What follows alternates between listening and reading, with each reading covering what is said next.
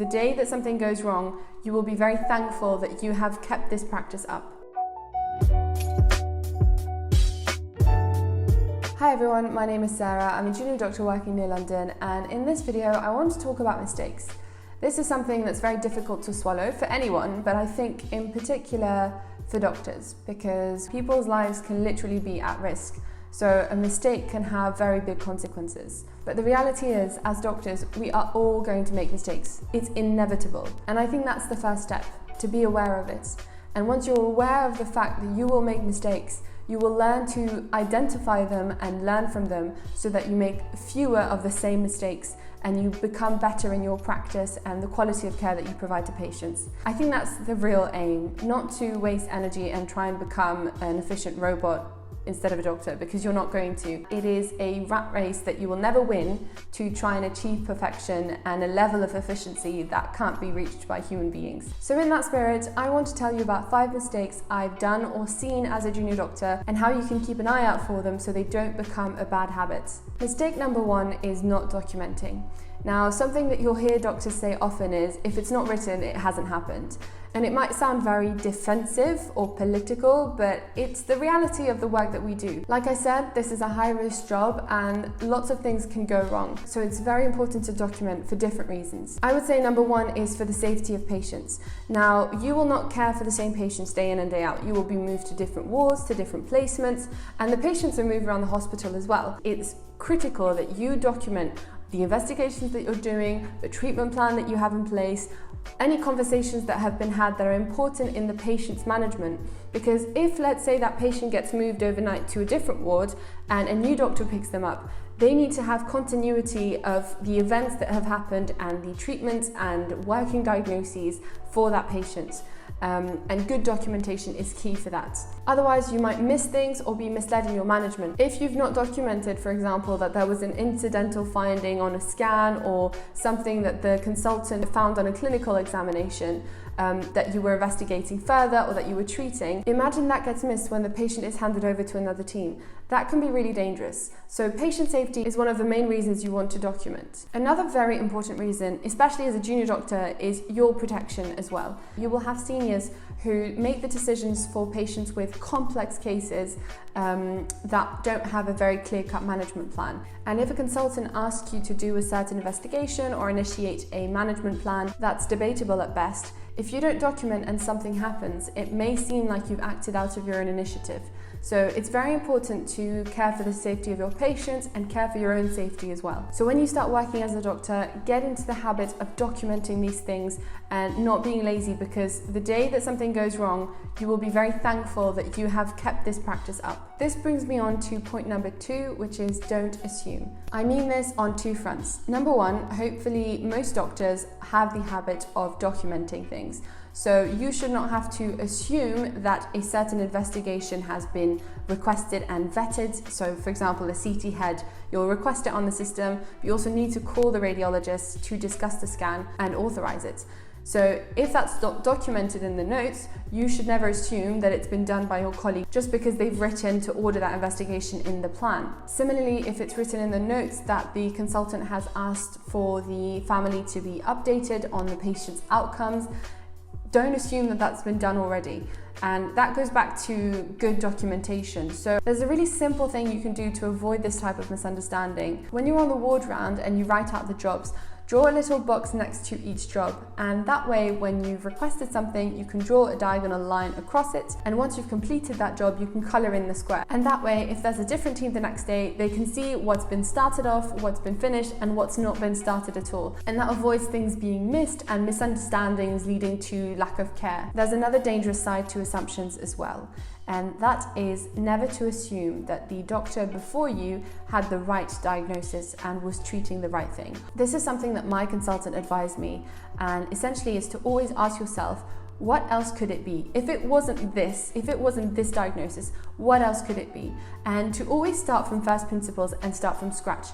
Use your critical thinking, use your doctor skills to try and figure out what's going on. And chances are it's the same as what the previous doctor who clocked them into hospital thought.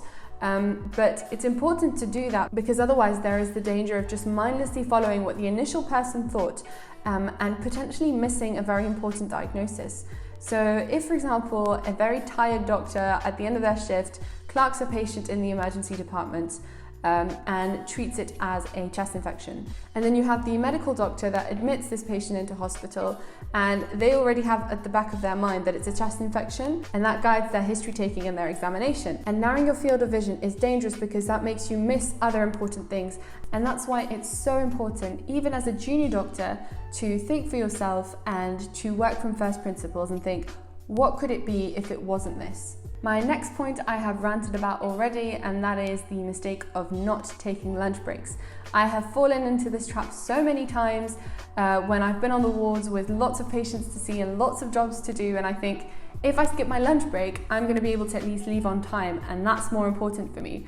And I end up not having my lunch break and not leaving on time, and it's just a disaster, and I've done it to myself. So unless there is a critically ill patient that needs your immediate attention, have your lunch break, and try not to have it in front of a computer doing TTOs to save time. Take a proper break, rest your mind, nourish your body, and then get back to work. I feel like a bit of a hypocrite saying this because I struggle to do this myself, but it's what I'm trying to get better at, and I think it's important to identify that as a slippery slope so that you don't make it a habit. It will happen from time to time. I think it is inevitable that you will have an unpredictable day and sometimes you just won't have time for lunch, but don't make it a habit. That's the key. This brings me on to point number 4, which is not exception reporting. So exception reporting is an exception that you report when you have to stay in late to look after a very poorly patient, or just because there wasn't enough cover on the ward. You can log this on the system and request those hours back as leave or as pay. This is great in theory, but I've seen a lot of doctors just not bother. A, because they think, oh, it's too complicated and I'm already exhausted and I already have too much on my plate. I can't figure this out. Or they will have an attitude of sacrifice that, it's inevitable, there will be sick patients, it's normal for me to have to stay in late sometimes, which is fine in the sense that, of course, you will care for that poorly patient, but it's also your right to get retribution for that and log those extra hours. Some other doctors are afraid that if they log those hours, it's going to reflect badly on them.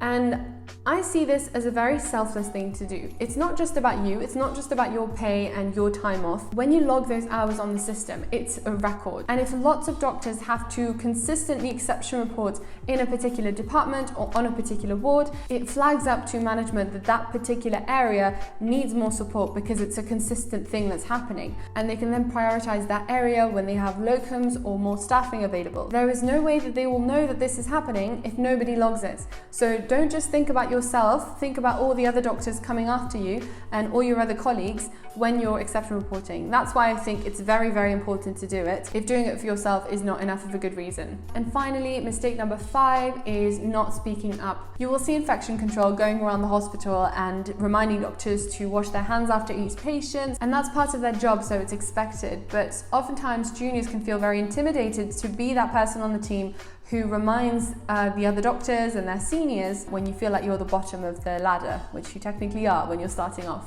Even if you know that it's important for infection control to wash your hands after each patient or to take off your gloves before you use one of the computers. But when you see your consultant doing that, it can be very difficult to pluck up the courage to raise the point. Of course, there's how you say something that's really important, and there are inappropriate ways to speak to your consultant. But hand washing is just one example, and it has very severe consequences. And I think as a junior, it's very important to remind yourself that you have a responsibility as a doctor looking after these patients to speak up when something's not right. And if you don't feel brave enough to speak to the person directly, speak to somebody who can then raise the topic with them, or somebody who has the power to make change, whether that be your educational supervisor, your clinical supervisor, or just a healthcare professional that you feel comfortable with. However you choose to do it, if you see that a patient's safety is at risk, then you need to raise that to someone somehow. And that's part of your responsibility, despite the fact that you are a junior. And there is a changing culture. I think it's encouraged for people to speak up, and it's highlighted that it's not a blame game, it's not to shame anyone, but more to identify mistakes so that people can learn from them and avoid making them into habits, to promote better patient care and safety for everyone in the hospital. So it's all of our responsibilities to identify unsafe practice and raise it so that we can address it and move forward. So I really hope you found this useful and that you will be able to keep a lookout for these very common mistakes when you work as a doctor. If you have any questions or any specific videos you'd like me to make, let me know in the comments down below. Don't forget to like and subscribe, and I will see you in the next video. Bye!